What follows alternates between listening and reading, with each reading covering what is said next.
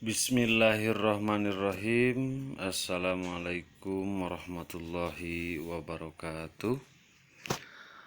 Apa kabar anak-anakku sekalian? Alhamdulillah pada kesempatan kali ini kita bisa bertemu kembali dalam pembelajaran bahasa Indonesia dengan Pak Opik. Mudah-mudahan kita semua selalu ada dalam lindungan Allah Subhanahu wa Ta'ala. Amin ya Allah ya Rabbal Alamin. Anak-anakku sekalian yang pada soleh dan solehah, pada saat sekarang ini insya Allah kita masuk ke tema 5 dalam pembelajaran bahasa Indonesia. Yang akan kita bahas pada pertemuan kita kali ini adalah sebuah materi yang baru, yaitu tentang formulir ya. Apakah kalian sudah mendengar kata formulir? Apakah kalian pernah melihat sebuah formulir? Nah, kalau memang kalian sudah mendengar kata formulir, kira-kira apa tuh yang disebut dengan formulir? Nah, pada kesempatan kali ini, insya Allah kita akan bahas sampai tuntas tentang formulir ya. Baik anak-anak, supaya tidak lama-lama lagi, kita awali dengan pembacaan basmalah ya. Tadi lupa ya. Gak apa-apa. Anak-anakku sekalian, perlu diketahui oleh kalian semua bahwa yang namanya formulir itu mempunyai pengertian tersendiri. Baik, formulir itu berasal dari bahasa Belanda, yaitu formulier ya, yang berarti lembaran kartu ya, atau kertas dengan ukuran tertentu yang di dalamnya berisi beberapa pertanyaan formal atau data atau informasi ya. Jadi ada lembaran dan ukurannya tertentu, dalamnya berisi beberapa pertanyaan formal ya, yang berisi data atau informasi. Adapun menurut Kamus Besar Bahasa Indonesia edisi kelima, bahwa formulir merupakan lembar isian atau surat isian. Sekali lagi, formulir merupakan lembar isian atau surat isian ya. Namun ada istilah lain dari sebuah kata formulir, yaitu formulir bisa disebut juga borang ya. Mungkin ini kata yang baru ya buat kalian semua, bahwa formulir bisa disebut juga borang. Sekali lagi, formulir merupakan lembar isian atau surat isian. Oke anak-anak, bisa diketahui bahwa formulir itu adalah lembar isian atau surat isian yang berisi beberapa pertanyaan ya. Oke, baik kita lanjut ya. Yang selanjutnya, kenapa atau apa fungsi dari sebuah formulir?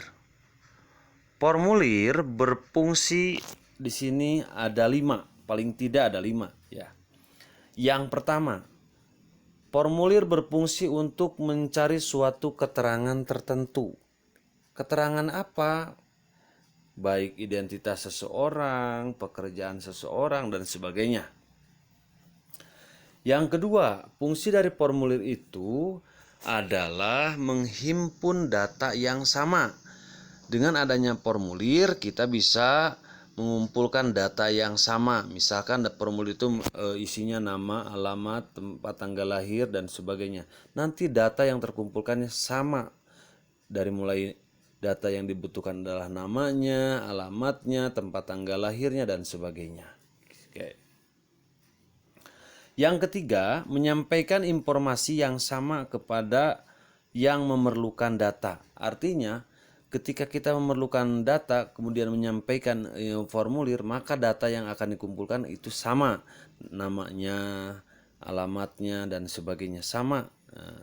Jadi misalkan dari 10 orang yang kita butuhkan datanya itu isiannya sama, nama, alamat dan sebagainya.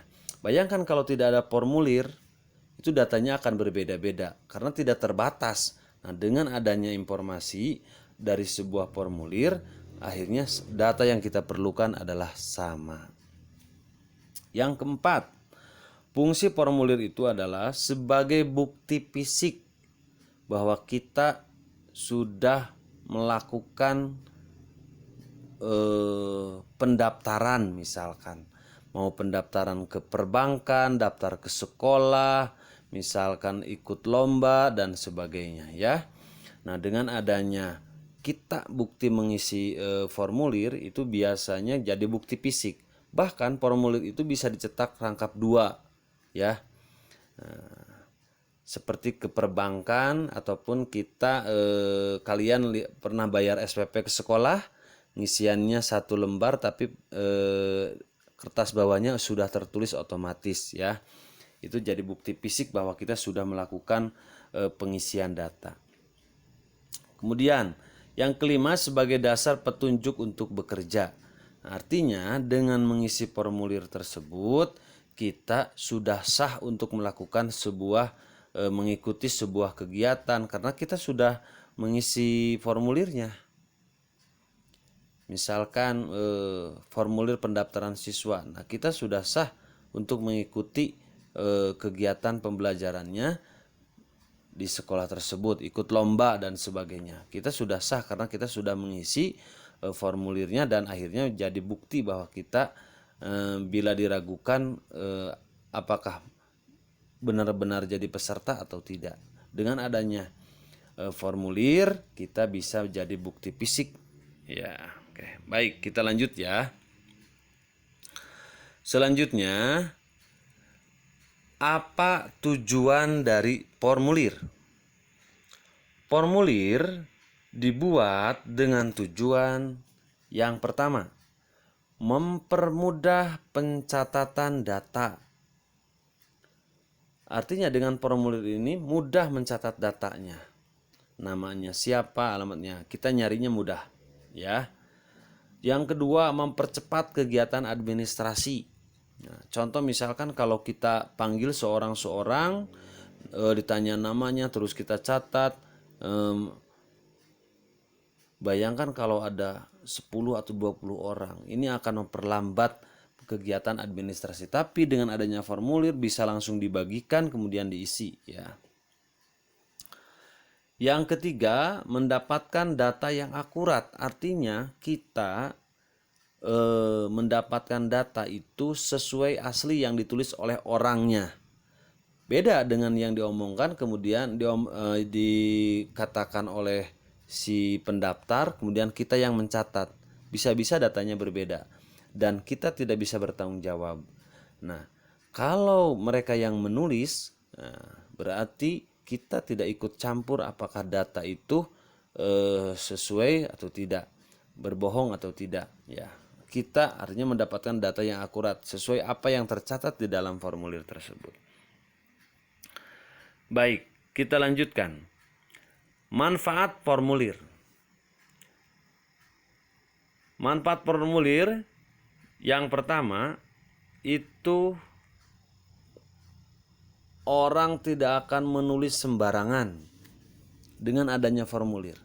Contoh, di kolom nama tidak mungkin orang nulis tanggal lahir karena udah tertera itu nama lengkap, berarti harus lengkap. Ya. Tidak akan nulis sembarangan. Masa di kolom nama nulisnya usia atau umur ya. Kemudian orang akan tahu apa yang harus dijawab. Dengan adanya formulir, orang yang akan mengisi formulir yang akan mengisinya akan mudah menjawabnya. Akan tahu, oh ini tuh nama yang harus dijawabnya ini. Alamat, oh ini harus diisinya alamat. Jadi akan memudahkan, itu malah bermanfaat. Yang ketiga, memudahkan dalam mencatat data. Misalkan kita sebagai panitia yang mengadakan lomba ingin mengecek siapa saja, tinggal lihat formulirnya, nama-namanya sudah ada di formulirnya. kemudian alamatnya, asal sekolahnya, dan sebagainya. Akhirnya mudah dalam mencatat data, ya. Yang ketiga, menghemat waktu dan tenaga dan biaya. Seperti tadi dikatakan bahwa dengan adanya formulir bisa mempermudah, mempercepat mengumpulkan data, ya. Tenaga, biaya. Coba kalau wawancarai satu-satu, kita yang nyatatnya namanya siapa, alamatnya di mana, kita yang nyatat, itu akan menambahkan waktu, ya. Kemudian biaya juga, ya. Baik anak-anakku sekalian, setelah itu kita akan mengetahui macam-macam formulir, ya. Formulir yang beredar di sekitar kita itu beraneka ragam macamnya. Yang pertama, ada yang disebut dengan formulir pendaftaran. Ikut kursus atau sebuah lomba atau sebuah perlombaan apa, ya.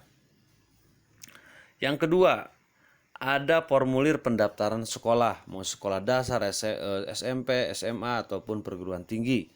Ya. Selanjutnya ada kartu anggota. Nah, misalkan kalian anggota pramuka, ngisi formulirnya, ya. Atau anggota sepak bola, ya, dan sebagainya. Kemudian ada wesel pos. Nanti kita akan pelajari tentang wesel pos pada pertemuan berikutnya. Nah, sama di wesel pos pun harus mengisi datanya, ya.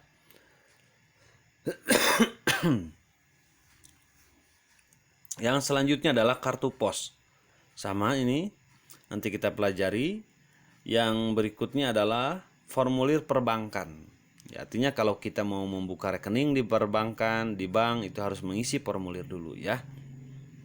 Kemudian ini yang terakhir, ada daftar riwayat hidup.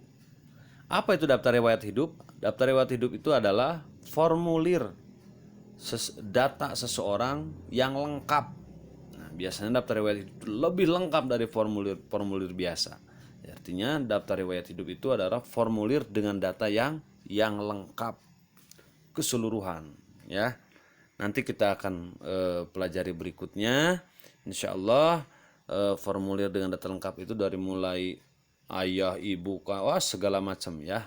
Lebih ke datanya lebih ke lengkap, atau daftar riwayat hidup juga bisa disebut dengan biodata, ya.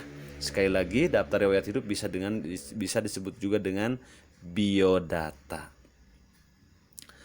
Baik anak-anakku sekalian, setelah kita mengetahui macam-macam, di dalam formulir itu ada yang disebut dengan petunjuk pengisian formulir. Biasanya kalau kita mengisi sebuah formulir, suka terdapat petunjuk pengisian formulir, ya. Mengapa harus ada petunjuk pengisian formulir? Yang pertama, agar orang yang akan mengisi formulir tidak mengalami kesulitan.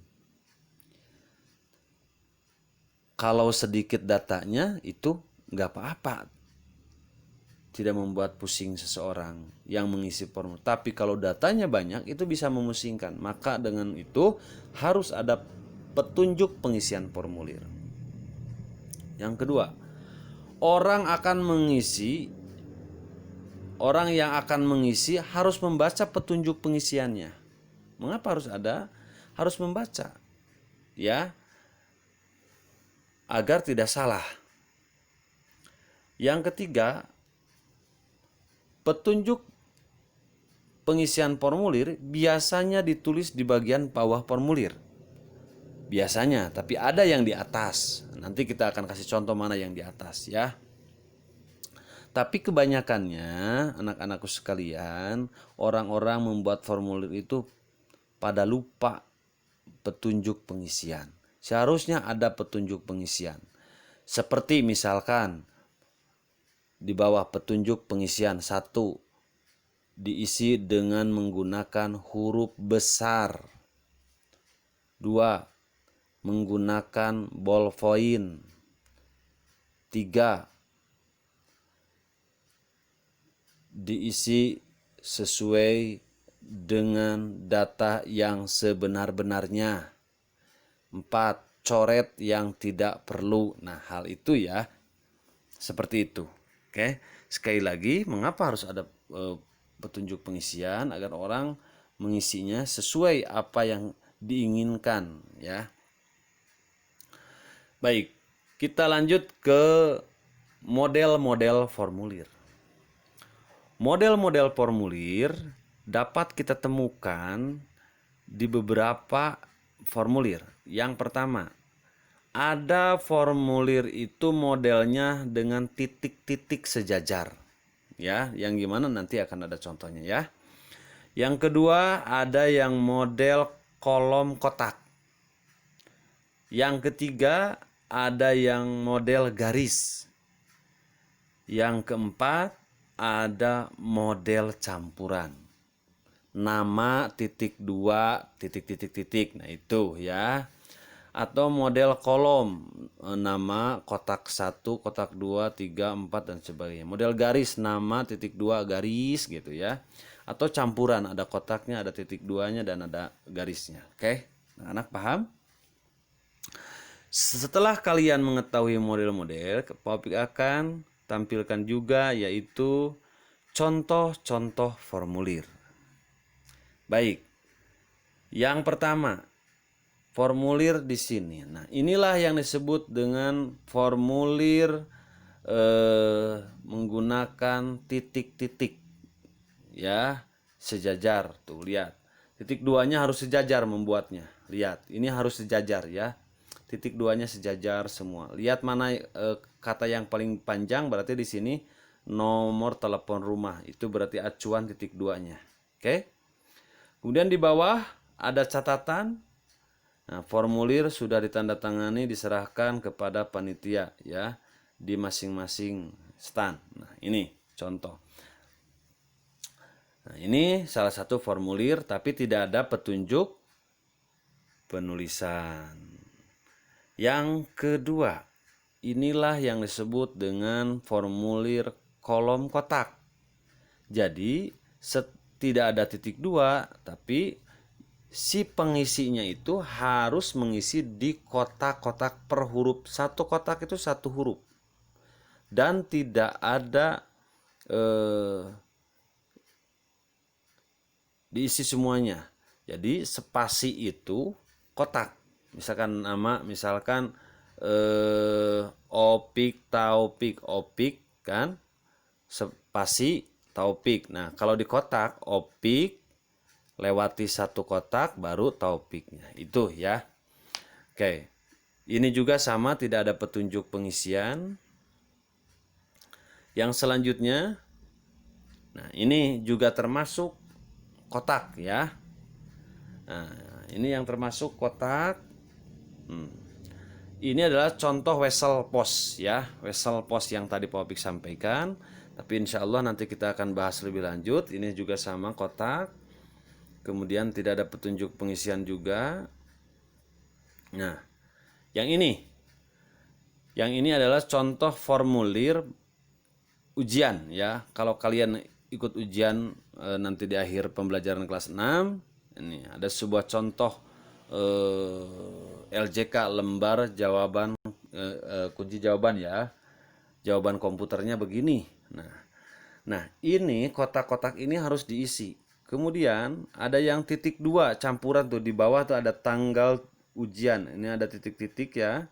Nah, di sini termasuk campuran juga ini ya. Ada kotak tapi ada titik 2-nya juga. Ada titik-titiknya.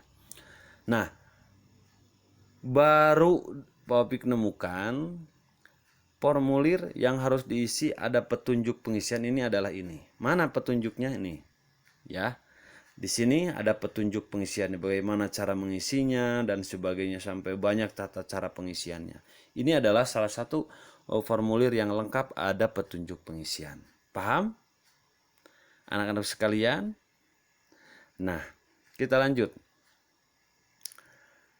Setelah kalian mengetahui dari pertama, dari mulai pengertian, kemudian manfaat, tujuan, fungsi, kemudian macam-macam model, kemudian contoh-contohnya.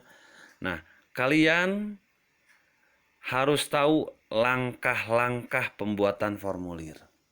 Bagaimana kalau kita mau membuat sebuah formulir? Nah, oke. Baik. Langkah pertama, tentukan tujuan formulir itu dibuat. Misalnya untuk pendaftaran apa? Untuk pendaftaran sekolah, untuk pendaftaran mengikuti lomba. Kalian misalkan mengadakan jadi panitia mengadakan lomba. Data yang diperlukan. Oh, supaya jelas berapa orang yang mendaftarnya harus dibuat formulir ya. Jadi tujuannya untuk apa? Untuk mengumpulkan data misalkan. Data peserta yang mengikuti lomba tersebut, data peserta yang mengikuti pendaftaran sekolah gitu ya. Selanjutnya, tentukan data yang ingin dicatat. Apa data yang diperlukan? Jangan sampai salah menginginkan data, ya. Contoh, data yang kita perlukan itu nama, alamat, tempat tanggal lahir, nah misalkan asal sekolah misalkan. Hanya itu aja cukup. Jangan menambahkan data yang tidak kita perlukan. Contoh, nomor sepatu. Apakah kita perlukan untuk kegiatan tersebut? Tidak. Kalau tidak jangan. Kecuali mau dikasih sepatu, ya. Atau misalkan ukuran baju, ukuran kaos dan sebagainya. Kalau kita tidak memerlukan data tersebut, tidak perlu dicantumkan dalam formulir. Paham semuanya? Ya. Kita lanjut.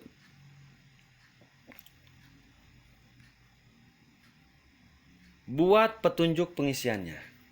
Jangan sampai kayak formulir-formulir yang tadi tidak ada petunjuk pengisiannya. Harus ada petunjuk pengisiannya. Contoh, isilah dengan huruf kapital, gitu ya. 2. Menggunakan ballpoint, tidak menggunakan pensil misalkan. Dan sebagainya ya. Jadi sekali lagi langkah-langkah pembuatannya, yang pertama tentukan tujuannya untuk apa dibuat formulir itu. Kedua, data apa yang diinginkan oleh kita yang sesuai. Yang ketiga, ada petunjuknya di dalam formulir itu. Buatnya di sebelah bawah, di bagian bawah ya. Tergantung kebutuhan ataupun keluasan kertas tersebut ya. Kalau misalkan memungkinkan di bawah ya di bawah. Oke, cuma hanya biasanya ditulisnya di bagian bawah. Oke, anak-anak. Selanjutnya setelah kita buat, periksa kembali. Jangan sampai formulir yang kita buat ternyata datanya tidak sesuai dengan yang kita butuhkan. Maka harus diperiksa kembali apakah misalkan titik 2-nya sudah sejajar, kotaknya sudah rapi dan sebagainya, ada penulisan kata yang salah dan sebagainya. Itu kita periksa kembali ya. Kira-kira sampai di sini paham cara pembuatannya, langkah-langkahnya? Nah, kalau kalian sudah paham di sini, ayo kita berlatih ya. Ayo kita berlatih. Oke. Yang pertama, apa yang dimaksud dengan formulir? 1, 2, 3. Baik, silahkan jawab oleh anak kalian sendiri. Yang kedua, apa sih manfaat dari formulir? Yang ketiga, buatlah sebuah formulir pendaftaran, ikut lomba menggambar tingkat Kabupaten Garut ya. Dan boleh dibantu oleh orang tua. Jadi kalian ceritanya panitianya yang harus membuat formulir. Paham? Boleh dibuat di sebuah kertas yang tulisannya yang rapi. Pak, boleh diketik? Boleh. Ya. Diketik sama komputer boleh, nanti dipotokkan sama ke Pak Opik, oke? Catatannya, hasil tugasnya boleh dikirim secara pribadi kepada Pak Opik. Oke, anak-anakku sekalian.